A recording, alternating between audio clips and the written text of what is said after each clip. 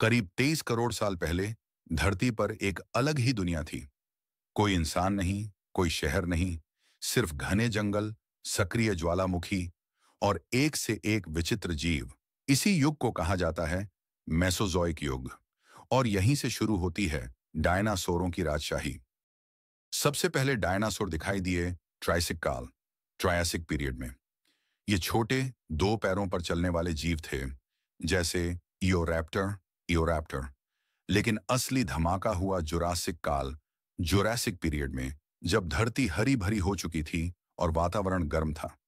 ये वही समय था जब दुनिया ने अपने सबसे भव्य जीव देखे, जैसे ब्रैकियोसोरस, ब्रैकियोसोरस, जो 80 फीट से ऊंचे होते थे और पेड़ों की सबसे ऊंची शाखाओं तक आसानी से पहुंच जाते थे। डायनासोरों की विविधता अद्भुत थी। कुछ शाकाहारी थे, कुछ मांसाहारी, कुछ पानी के करीब रहते थे तो कुछ रेगिस्तानों में। स्टीगोसोरस, स्टेगोसोरस जैसे जीवों की पीठ पर बड़े बड़े प्लेट जैसे भाग थे, जो शायद शरीर का तापमान नियंत्रित करने में मदद करते थे।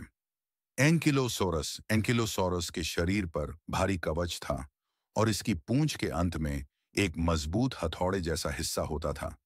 ये अपने दुश्मनों से बचने के लिए था। सबसे प्रसिद्ध डायनासोर था टी डॉट रेक्स, टायरेनोसोरस रेक्स। करीब 40 फीट लंबा और 8 टन भारी, ये मांसाहारी राजा अपने जबड़े की ताकत से शिकार को एक ही झटके में गिरा देता था।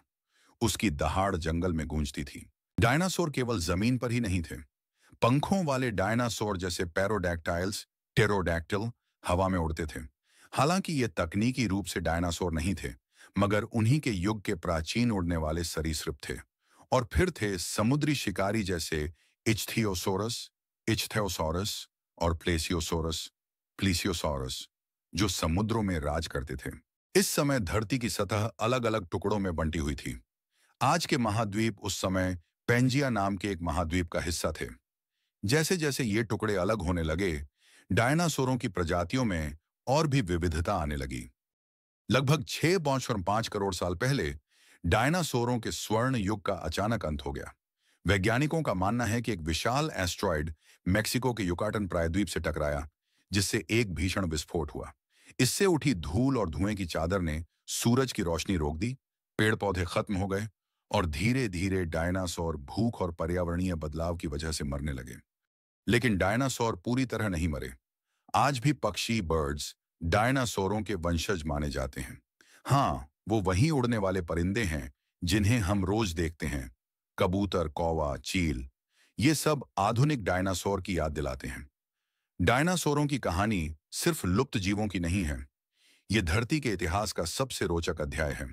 एक ऐसा युग जिसमें बिना किसी मानव के प्रकृति ने जीवन की विविधता को अपनी चरम सीमा तक पहुंचाया। डायनासोर वाली वीडियो कैसी लगी? अच्छी लगी हो तो एक लाइक और सब्सक्राइब जरूर कर देना, और अगले वीडियो किस पर चाहिए कमेंट में जरूर बताना।